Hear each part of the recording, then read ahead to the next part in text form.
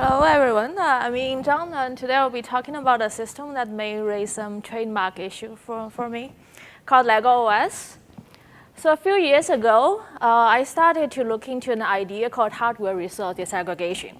And the idea is quite simple. So in a data center, instead of having servers and having a motherboard that hosts a bunch of devices, how about we just separate these devices into independent network-attached devices? So this is called hardware resource disaggregation now. Well, the natural question is, why should we do something like this? So if you look at applications that are running in data centers, they're essentially already distributed and functionally disaggregated. So workloads like data analytics, machine learning, they essentially are running in a distributed way. But more than that, functions are in these applications are also becoming more and more fine-grained with trends like serverless computing and microservices. So the current practice is to run a distributed system on top of a monolithic Linux server, and then to group these different server functions into different function pools. But the problem is there's an overhead of having a distributed system indirection layer. And also, there's only so much you can do to customize a monolithic server and monolithic Linux. So what about the layers below distributed systems? So these are OS and hardware. So these layers, unfortunately, for decades, they have been built with the assumption that every application is essentially local. But if you look at applications in data centers now, they are all distributed.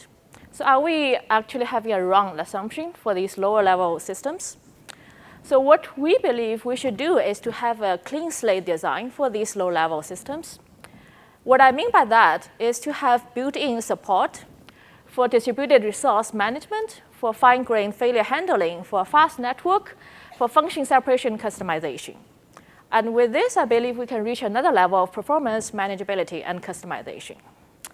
So that's on the application side. What about hardware? So if you look at data centers these days, they're actually becoming more and more heterogeneous and domain-specific with things like GPU, TPU, FPGA, and NVM.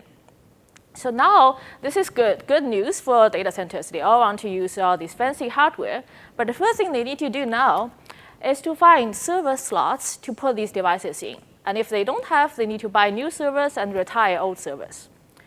This is a costly process, and because of that, it's hard to incorporate many of the new hardware ideas.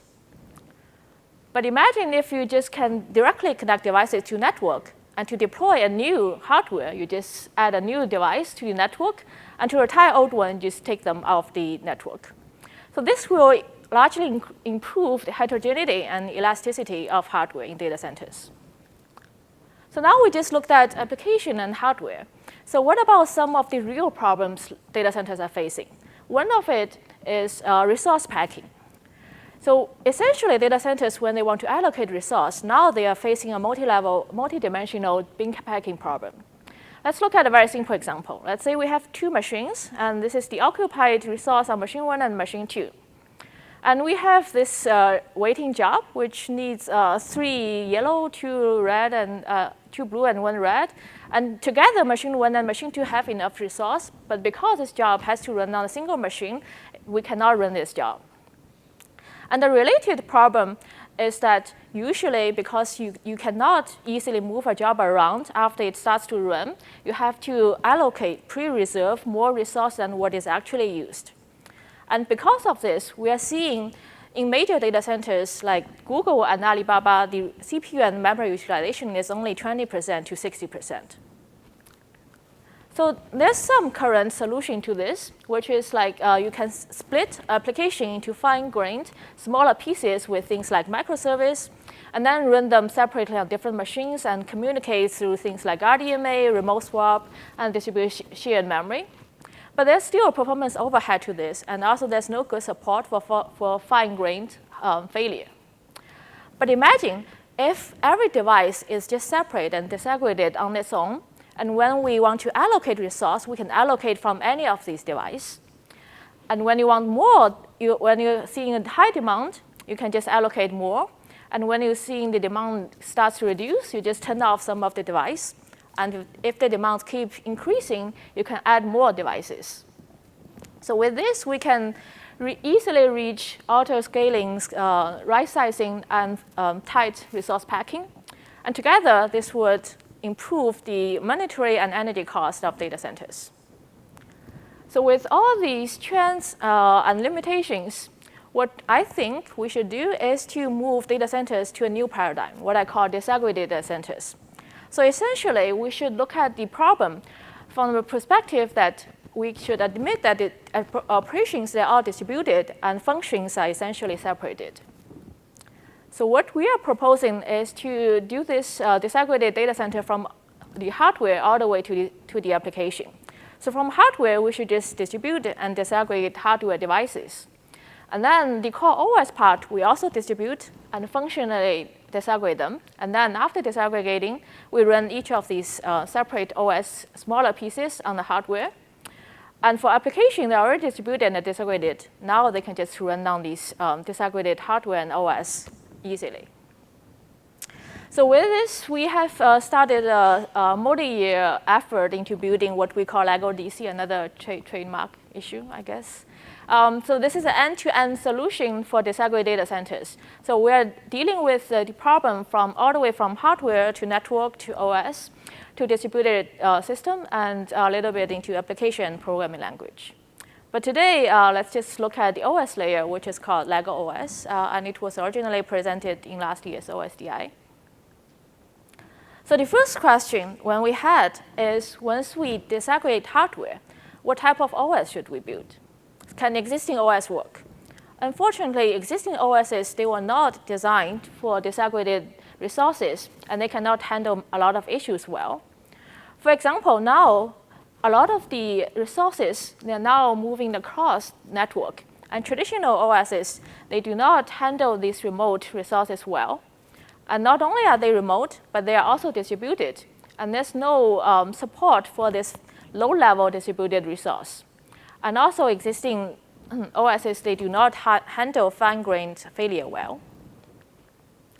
So what type of OS should we build? Our idea is quite simple. So when hardware is disaggregated, the OS should also be.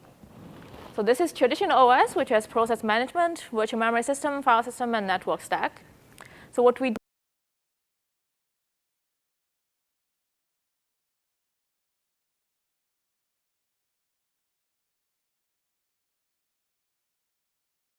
and whole file and storage system to storage.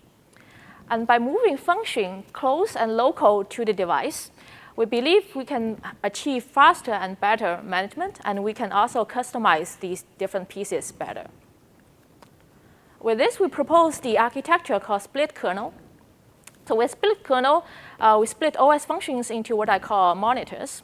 And for example, we have process monitor running on CPU, GPU monitor running on GPU, memory monitor running on memory. And one of you may invent a new hardware, and you can just build your own customized monitor and then plug that into the network. And here, we're assuming a general purpose network that only does messaging. What that means is we leave inter-component coherence to application, which solve a lot of our performance issues. And also, the Splitkernel would handle failure and resource management. So with this Splitkernel idea, we built LegoOS. It's a new distributed OS for disaggregated hardware. So the first question we ask is, how should LegoOS appear to users? So we have two very extreme design choices. On one end, the whole thing can appear as a giant machine, and we can hide all the details of disaggregated nature. And on the other end, we can expose the disaggregated nature to users and let it appear as a set of hardware devices.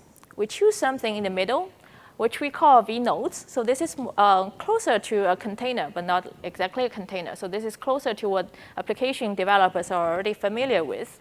And also, we support all common Linux APIs. So this is how VNode works. So VNode is a protection domain. But one VNode, it can run on multiple devices.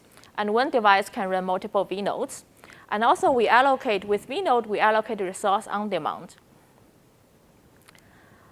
So internally, LegoOS has many detailed design, and I won't be able to cover all of them. So today, I will just be focusing on the first, which is how we separate OS and hardware functionalities.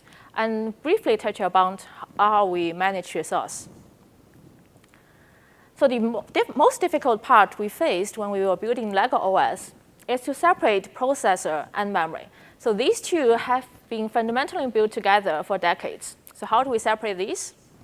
So the first step is just to separate and move DRAM across the network. But that's not enough. We also move all the hardware units that used to manage memory also across the network. After that, we move the software system that used to manage memory, which is virtual memory system, also to the memory and run it in a controller at the memory device. So after this, what we are seeing is we can separate the whole virtual memory system into the memory side. And that leaves us what I call P component for processor and M component for memory. And for the P component, now we only deal with virtual address because all the virtual memory space, physical memory space, and the translation are handled at M components. So what that means is we change all levels of CPU caches into virtual caches, which are virtually tagged and virtually indexed. So this functionally, this whole thing, now we have clean separation of functionality. But what about performance? So if you look at this diagram, you will see that every last level cache miss would involve one network round trip. So what about network delay? So let's look at how network speed has improved over the past couple of decades. So this figure, y-axis is bandwidth, so higher is better. So this blue line is a single lane Ethernet, and this is quad lane, so 4 times speed. And this one is a single bank DDR memory speed, and this is DDR bus. So if we are just looking at comparing single lane Ethernet with single bank memory, DDR memory, you can see that throughput is actually close, and some projection is network would even be faster. But at the same time, if you look at latency, network is still around 10 times worse. And another interesting part is many of the local DRAM, they are actually facing both capacity and bandwidth war. So what I think we should do is to rethink the whole memory hierarchy and memory system. So what we propose is to separate performance and capacity of memory. So for performance, we handle all that at P components. And what we do is we add another level of what we call extended cache, or ES cache, below last level cache. And we use a few GBs of high bandwidth memory for that.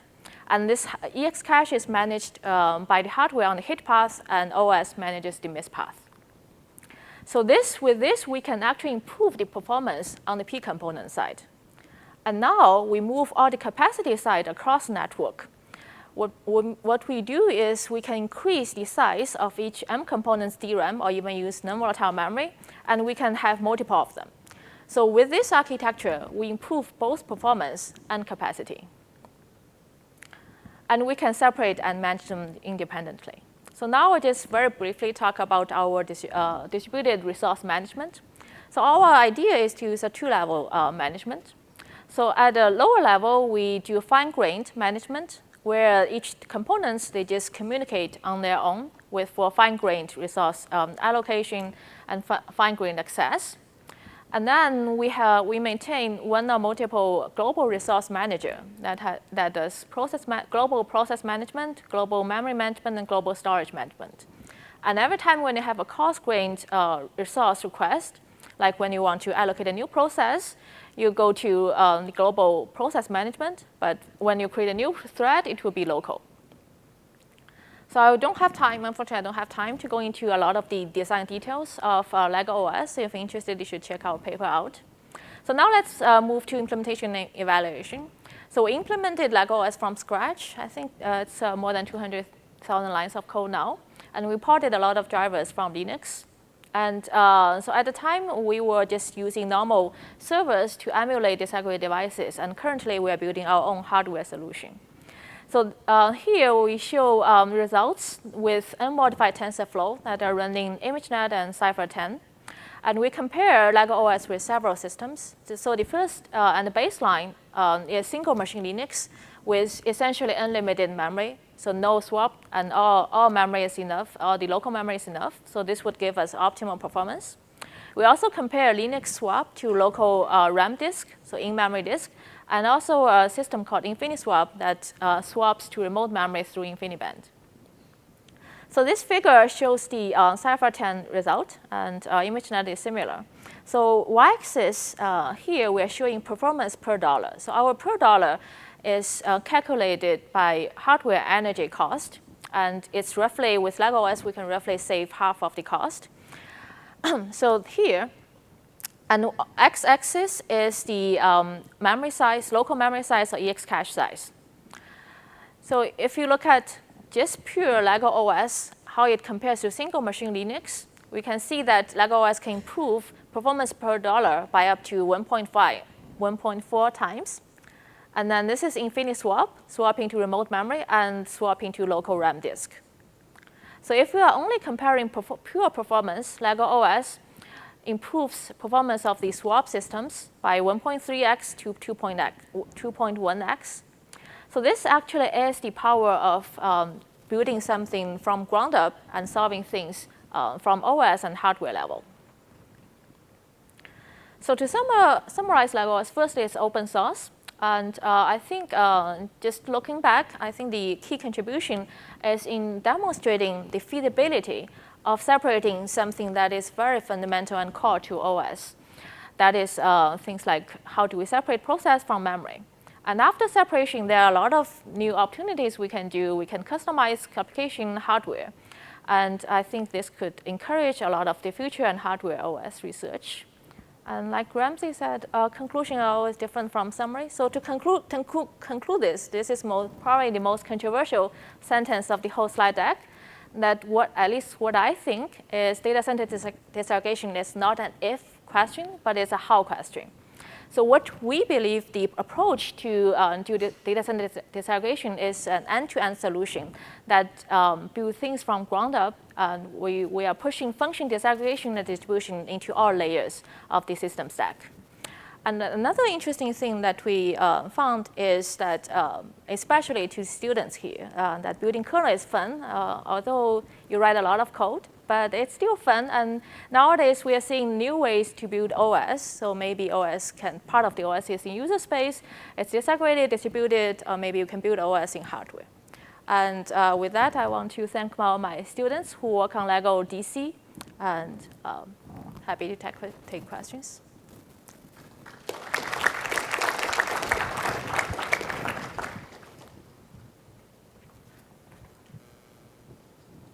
Hi. We spent a lot of time trying to put components close together in order to decrease latency. I was just wondering, this seems to fly in the face of that, in that it introduces the latency, which doesn't seem to be compressible beyond a certain point due to physics. So I was just wondering what the effects of latency might do to systems that are running in a data center like this. So this is a very good question. So there are a few angles I will probably answer this. So the first is, LegoOS and this separation does not solve problems of all problems. So I would say this is better for throughput-oriented applications. But also, if you see the memories, the EX cache that we added, so we think latency should be handled separately from throughput. And for throughput, network is enough, at least for the things that we see. And for that, we can actually push a lot of the throughput-oriented and a lot of the data across network. And for latency sensitive, we should just focus on optimizing the processor side with the cache. Yeah, so that's my take on that. Hi. I'm curious, since you have more different, distinct components now, don't you increase the probability of failure? Like if one of those components fail, and as well as security exposures? So that's a very good question. So depends on how you define failure. So I think it's true that we may add more components, but just to remember, because our resource utilization is better, so the total resource that you will need essentially decreased, but each resource you are now adding more components. So I would say this is roughly similar. But in terms of when something crash, what it fails, now it's more fine-grained. Currently, when the processor fails, the whole machine fails. And our model, when the processor fails, it only fails that processor. The whole application still exists. So it depends on, it's a different way how you handle failure. But don't you have more network connections and more like independent power supplies potentially? So it seems like you have more of a chance for very small, uncorrelated failure that would make your applications harder to write. Because now they have to deal with partial failures. They don't get to like crash or like go away when the whole machine crashes. Now you have more chances of these more probable partial failures happening. Well, first, like I said, the whole resource that you need is less because utilization is higher. So the independent component, the amount of independent component may not increase. And the second is, it depends on how you build applications and who would handle this failure. So our approach is our level. We will handle all these fine-grained failure with LegoOS and hide those from applications. And to the application's point of view, they're just running on a set of Linux containers. Oh, so you do like replication? Is Yes, that yeah. Does your system expose like network locality of resources to the user? Like, is there any notion of, I want to make sure that I have RAM that's in my rack versus the rack next to me versus like a totally different data center? Currently, no. And currently, our scale is like 1 or 2 racks. But I would say we are working on larger scale and thinking about some of the locality hierarchy problems.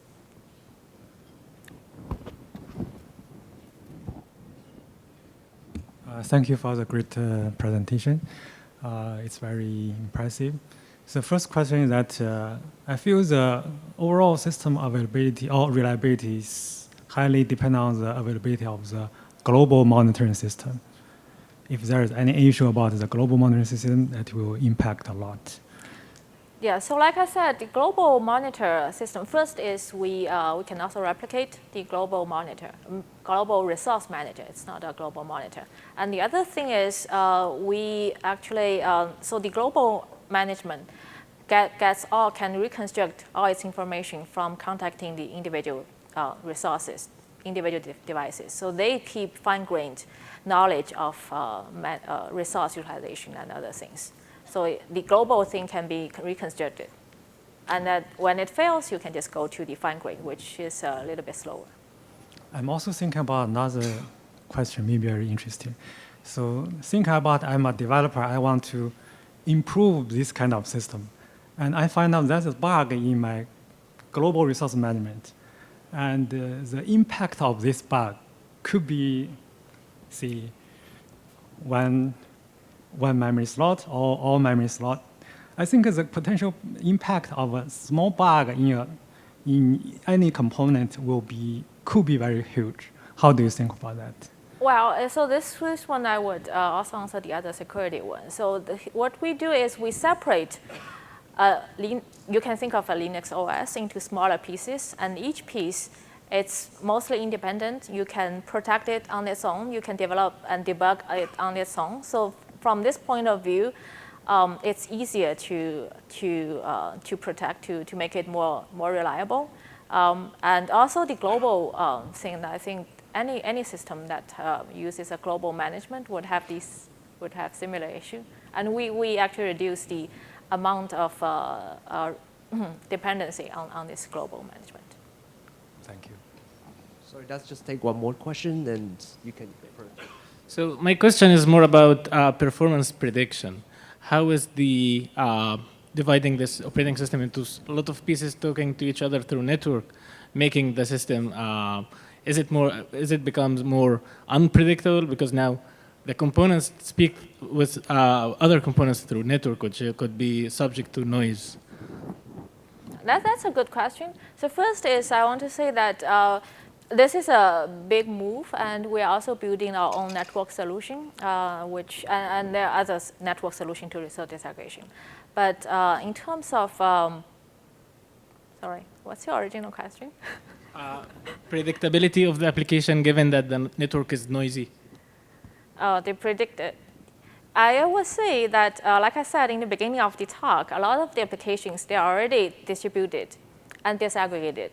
So I would say that if you can manage this disaggregated nature in a lower system like OS, you can manage this unpredictability better than if in the current way that everything is just whole disaggregated from the application point of view.